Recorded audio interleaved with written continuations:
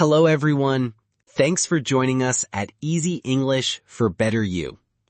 Does it feel like you are all alone in the world? Like a heavy blanket is covering you and you cannot breathe? Does the thought of facing another day feel impossible? If you feel this way, please know one thing. You are not broken. You are not weak. You are human, and you are feeling a deep human pain. This video will not tell you to be strong. It will not tell you to just think positive. That is not helpful when the darkness is real. Instead, we will talk about a small shift, a tiny change in where you look. This small change can create a small light, and that small light is all you need to start. Stay with me. We will discover this together. The man who chased shadows.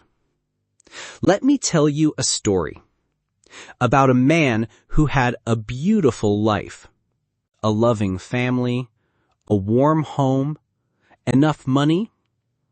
But he had a secret, a dangerous habit that promised excitement. It was gambling. He chased the thrill of winning, but mostly he lost. He lied to his family. He lost all their money. One day, the big house was gone. The respect of his friends was gone. His life fell apart. He was filled with shame. He felt like a failure. He looked at his life and saw only darkness. He saw only his mistakes. He was trapped inside his own mind. His world became very, very small. It contained only one person, his broken self.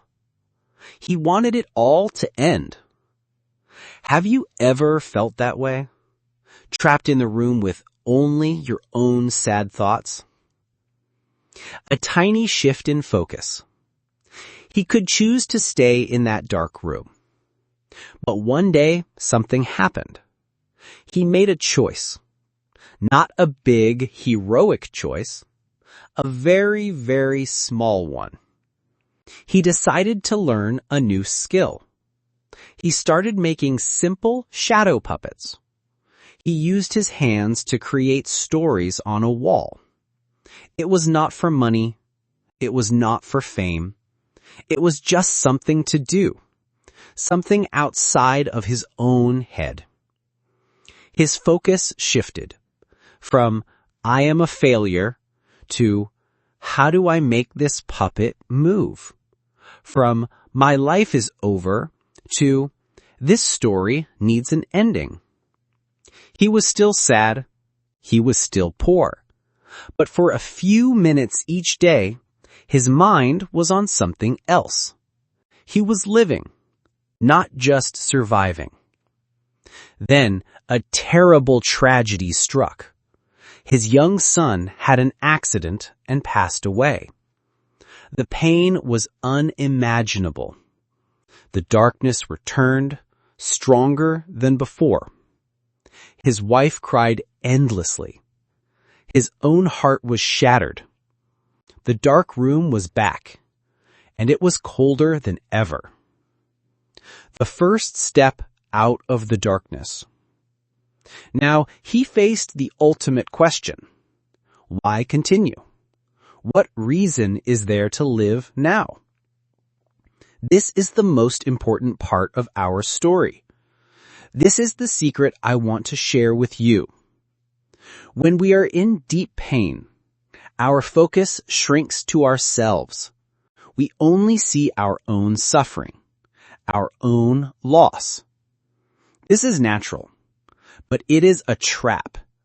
The more we look inward, the darker it gets. The first step out is not to fix yourself. It is to look away from yourself. For just 1 second. Think of a stray cat on a cold street. It is hungry. It is scared. Its whole world is about its own survival. But then it sees a small bird. For a moment, its focus shifts. It watches the bird. It forgets its own hunger. That is the shift. So here is your first step. Your first, most important mission. It is not for you. It is for someone else. Say hello to one person today. You don't have to smile. You don't have to be happy. Just look at a neighbor, a stranger, a shopkeeper, and say, hello. In that moment, you are connecting to something outside your pain. You're creating a tiny bridge. Your second mission, if you're ready, wish something good for someone else. You can do it silently. See someone on the street and think, I hope you have a good day. Or, I hope your family is healthy. You are in pain, but you are giving a tiny gift of kindness.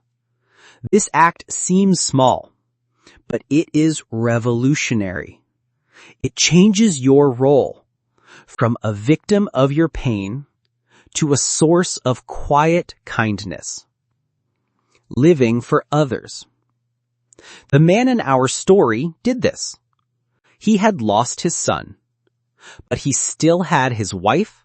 He still had his daughter. He had to get up in the morning, not for himself, but to make them a small bowl of rice. His action was for them. His focus shifted from my pain to their hunger. Years passed. Life brought more sorrow. His daughter grew up, got married, and then died during childbirth. She left behind a tiny, helpless baby. Another wave of impossible pain. But now he knew what to do. His focus immediately went to the baby. The baby needed milk. The baby needed to be held. His own grief had to wait. His life was no longer about his own story. It was about this new life. He and his wife raised their grandson. They lived in poverty. They were old and tired. But they lived. They lived because their focus was on the boy. Their purpose was to see him grow. Your path forward. The purpose of life is not to be happy all the time. It is not to avoid pain. The purpose of life is to connect. To live is to serve in the smallest ways. So when the darkness feels too heavy, do not fight it. Do not try to fix yourself. Look outward. Feed a bird. Water a plant. Say hello to a stranger. Wish something good for someone else. You can do it silently. See someone on the street and think, I hope you have a good day. Or, I hope your family is healthy. You are in pain, but you are giving a tiny gift of kindness. This act seems small, but it is revolutionary. It changes your role. This is also how you learn anything new, like English. Some days you feel you are making no progress. It's frustrating. On those days, try helping someone else. Explain a simple word to another learner. Your focus shifts from I am bad at English to how can I help them understand? Suddenly, you are growing. You are not just a person who is suffering. You are a person who can give. That is the most powerful truth of all. That is why you must keep going, step by step. Thanks for watching, and as always, keep going and keep growing. If this video spoke to you, Please click the like button. Subscribe so we can continue this journey together. And for a PDF summary of today's message, please consider joining our channel membership. The link is in the description below.